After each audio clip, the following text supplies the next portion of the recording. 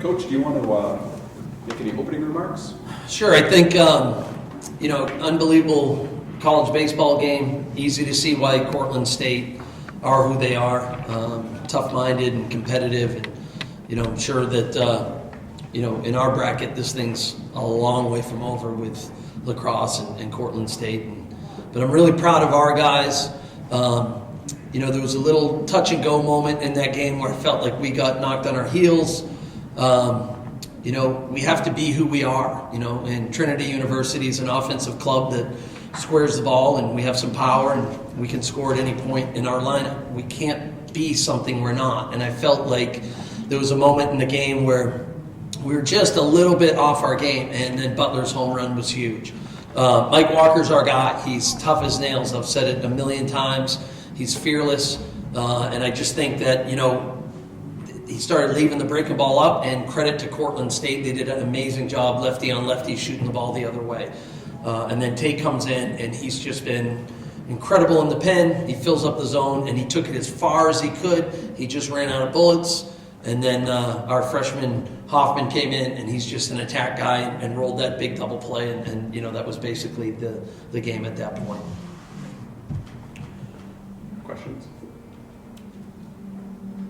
So you kind of touched on it a little bit when Cortland had that 5-1 rally in the fourth. What did you tell the guys after that? What were you talking to them about? We barked at them a little bit because, look, it was a great offensive day. The wind's flying out. Balls were going to split alleys and go over fences. And you just had to be prepared. You're not going to get given anything, right? These are the defending national champs. Lacrosse is phenomenal. Look at the other bracket, what Keystone's done, and lots of teams.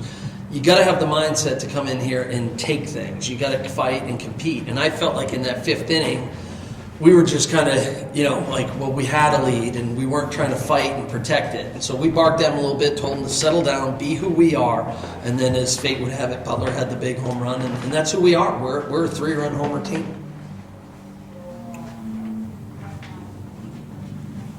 Jose, take me through your home run from the time you walked to the plate to the time you crossed the plate.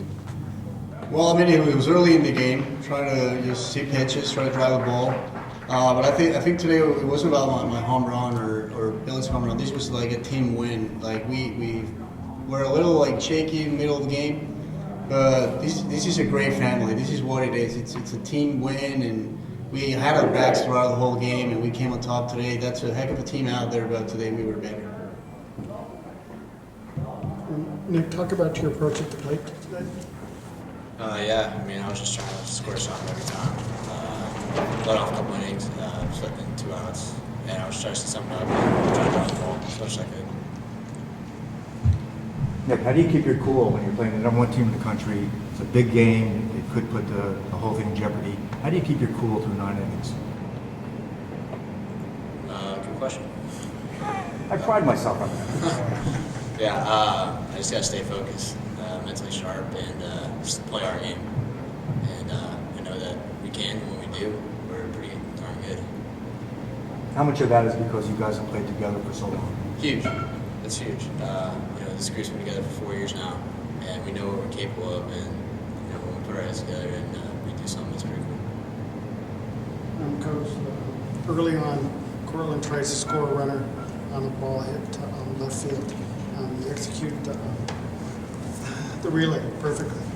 Just sort of talk about how important that was at the moment. It's that momentum word again. You're going to see it press conference after press conference that this is college baseball. These are 18 to 22-year-old, guys, and the emotions run high and low, and your job as a coach is to try and keep everyone steady. So I thought it was a good aggressive play by Cortland, and we executed that very, very well. Carter's relay was right on the money. It was bang, bang. Question: Did the rain delay possibly temper some of that emotion or momentum, kind of tone it down a bit, and so you had to go out and re-attack after the rain delay? Yeah, maybe. It's a great question and certainly hard to answer. We've just never dealt with this before. we're basically either rained out in Texas or playing all the time. And so the storms down there, when they hit you, they wipe you out. So we're not used to starting and stopping and tarps going on and off. And but I love the mentality of our club. We're not making excuses, and I thought they came out ready to play. Cortland probably has a little more experience with dealing with delays and stuff with their region. So maybe yes, but I think maybe Walker's arm just got a little fatigued. He's more of a finesse guy, and those finesse guys got to be, they got to be fine with their location. I felt like the breaking ball started to stay up, and that was the difference for him. All right, thank you, gentlemen. Thank you. You guys Thank you, got box guys. scores for you? Thank you.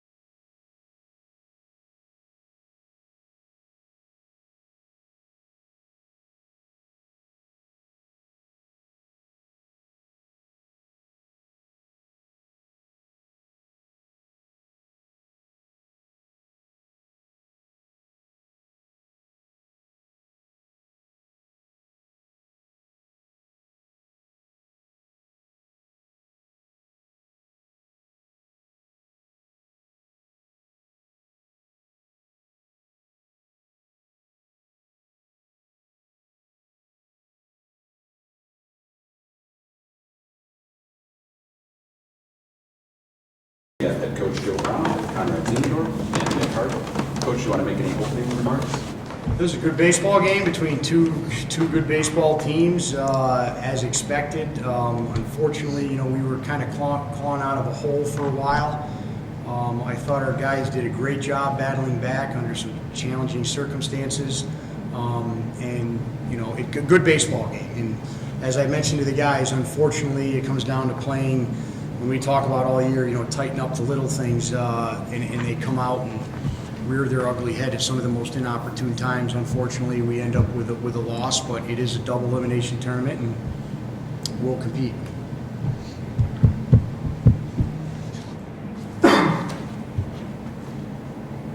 Coach, they were up 3-0 going into the rain delay. You get a little bit of a break, and then you come back out and you retake the lead. What'd you tell your team during the rain delay? We don't tell them anything. There's nothing there's nothing you need to, I would say to this group, but just players in general. The kids are ready to play. Kids are ready to play the game. If we're ever allowed just to play the game without any distractions and just go enjoy it, we go 9-10 months to prepare for this.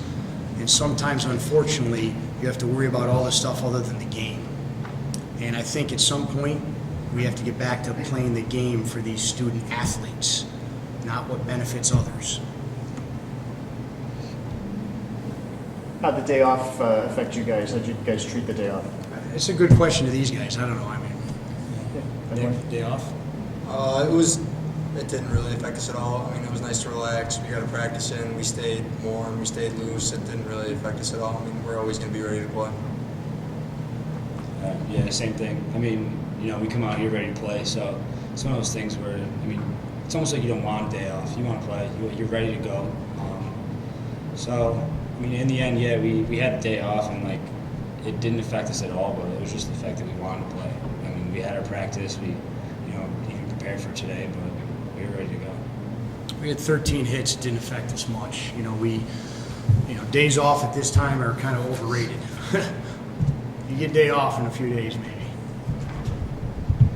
Conrad, their pitcher is kind of a finesse pitcher. What did you do to sit there and work the counts, or how'd you approach it at the plate? I never swung the first pitch curveball. I was waiting on that. And then after that, I said fastball. I'm looking for a fastball. If I get it, I'm looking to capitalize on it. But it's one of those things where you got to wait for your fastball and adjust to the curveball, because if you're sitting anything else, you're not going to be able to catch up to the fastball.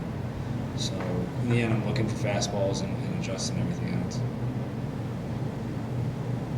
I thought that Chris Tate did a good job for them. He came in, settled the ship a little bit when we started to, and then he started to get tired, and they recognized that. But he did a pretty good job. He was a different type of lefty. We actually hit tremendously good off lefties typically, better than we do off righties. This is the first time we've seen you in 7 games after a loss. What do you do to prepare the team tonight against a pretty tough lacrosse team? I wouldn't say a pretty tough team. I'd say an absolutely outstanding team. So is to his Trinity. So too is Emory. So too is this bracket. So we knew it was going to be a barn brawl. When you came in here, we played lacrosse earlier in the year. We played them twice last year. They're as good as they get in terms of offense. But we'll have a pretty good pitcher on the mound, and there's not anything you have to say at this juncture. Either you win or you lose. And you win, you stay here and get to eat breakfast again, and then you hit 3.5 hours before a game, and then you get ready again, and you wait 2 more hours, and then you tarp a field, and the show goes on, baby. I don't know what else to tell you. All right, thank you, gentlemen. Yep. Good luck tonight. Good luck.